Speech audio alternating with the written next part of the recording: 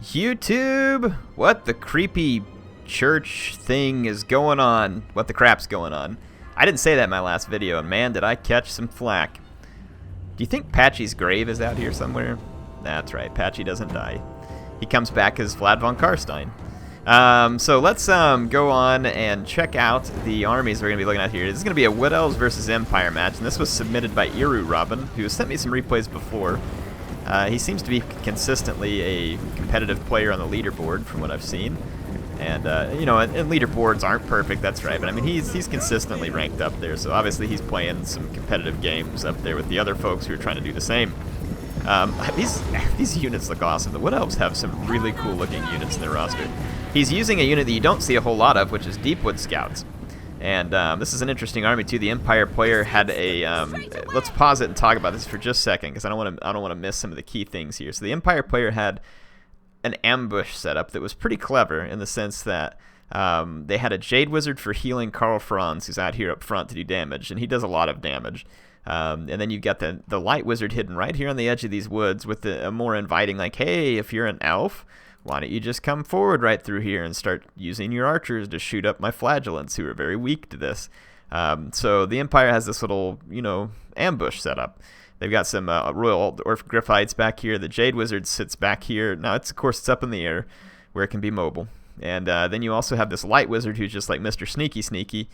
And he's the one that got in, I believe he's the one that cast this Net of Amantok. Yeah, and it says it's overcast. So if you see what happened here, this was a clever trap by the Empire. You use a forward deploy, Vanguard deploy unit with stock so it can remain hidden, which is the silver bullets, which also causes a lot of damage, especially against tree units that have resistance to physical. Pin down Iru Robin's Glade Lady here, or Glady, as we now call her. And then Karl Franz comes in for the finish. Now, in this case, though, the Deepwood Scouts were also hidden, and they can fire in huge arcs, and they immediately push back the silver bullets. And they're able to start dishing out a lot of damage to Karl Franz. So it's kind of interesting how that trap got turned around, and these Deepwood Scouts have a couple of benefits and a couple of downsides. Downsides are they're pretty expensive. The benefits you're going to get is that, again, they can stalk and they can fire in all directions while moving on top of that. So it gives them the ability to kite pretty effectively, and their missile damage is pretty good. It's not armor piercing, but it's pretty good. There is a Swift Shiver Shard version. I have to say that so slow every time. Version of it. Now check out these Azrai Spear. They're so fast they were chasing down the silver bullets. And then I like this too. The net comes. This is the net that comes off the Luminarch of. This is the Templehof Luminarch, and then they turn around and just like start shooting these ladies right in the face. Absolutely brutal. But then it doesn't last very long either. So those Azrai Spear are going to get loose, and they're going to hunt down these guys for that kind of treachery. Now check it out. The Luminarch back here has gotten a shot off or two. You can see that there's some immense damage done to the Glady. And if you look at this, though, the Jade Wizard comes in. Karl Franz was just about dead. He gets hit with first a Earthblood and then a Regrowth.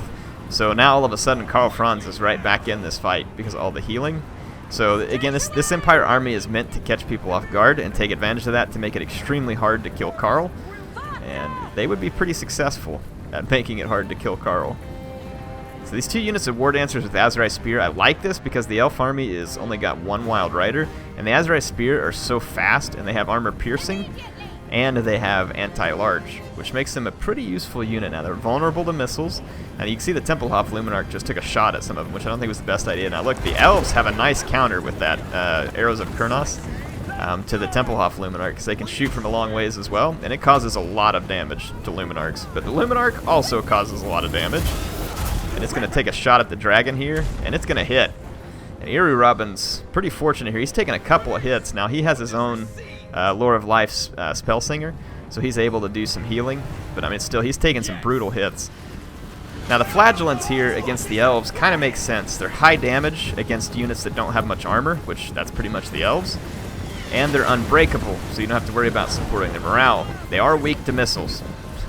Very weak to missiles. As you can imagine that wearing what these guys wear doesn't provide you. I mean, this guy's got like some amulet here to try and help him against missiles, so probably not the best plan. But yeah, you can see the Deepwood Scouts doing a pretty spectacular job. They even get rid of the Templehof Luminarch right there with a couple of quick shots. And at this point, the Empire player is forced to attack, and he's running these Altdorf Griffites on the flank, and they are going to be squared off against by these Azrai Spears. Look how quick these ladies move. They're fast.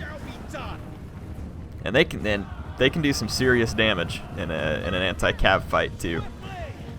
You can see here the Wild Riders getting in, finishing off the Silver Bullets. That's a clutch finish. Karl's chasing them. But he's going to have a hard time pinning them down and finishing them off because the Wild Riders are pretty quick. And you can see here, look at the kiting. So the Deepwood Scouts can kite backwards and fire and basically kite the Empire army into a position where they want to be. And look, stop the Altdorf Griffites here with the Curse of Anathrema or whatever it is. And then the Azrai Spears come in. So very clever trap there by Irurubban. I very much like it. It was good. Wild Riders come in to try and help finish off the Flagellants a little quicker. And at this point, the Wood Elf just has the favorable engagement. Franz ducked there just in the nick of time. Comes into the back of this combat trying to help break up certain units, the Wild Riders specifically. You can see the Glady is going to come out here on the flank. I like how there's reserve units of spears kept out here for the Wood Elves, because you do have to protect these very expensive archer units. We'll just kind of watch this here, kind of watch how it unfolds. So key units that were taken out, the Luminarch was taken out. The Royal Altdorf Griffites are being dealt with. Their terror can be very dangerous, so dealing with that is important. You can see Karl here gets loose, and he's going after the Glady. And not exactly a fight that in her current condition that the Glade Lady would like to have. You can see the archers still being used to some good effect here too. They're firing at targets, and then you can see here that this there's a light wizard running forward over here. You can see he's going to go ahead and look how far they can cast the net from. So the Empire's dangerous. They're just straight dangerous. So the net of Amantok used, and the obvious idea here is to get Karl Franz up here in the air and kill the Glady to have some chance of turning this around. See whether or not it's going to work. Karl comes up, he starts taking heavy fire from the Deepwood Scouts, and the Glady gets loose too, and she can attack. So between the attacks of the dragon and the archers, Karl will finally meet his match here, despite all the healing that was available to him. So I think this is going to be it for Mr. Franz, who is knocked off his mount and planted face first into the battlefield. And this is going to become a very decisive victory for the Wood Elves. Now, there's certain Wood Elf builds that would definitely have struggled with the army that the Empire brought here.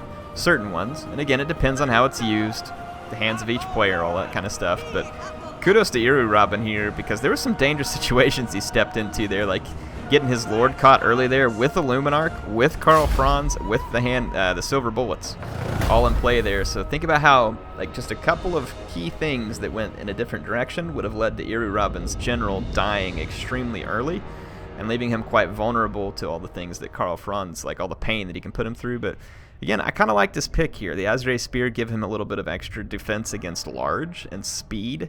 Speed is big, so even if they don't end up defending against cavalry, having that extra speed, archers can't run away from them. Handgunners can't run away from them. So again, that kind of forced the hand of the Empire player a couple of times. So I like it. This was a fun build, and I appreciate Irurubban sending this in.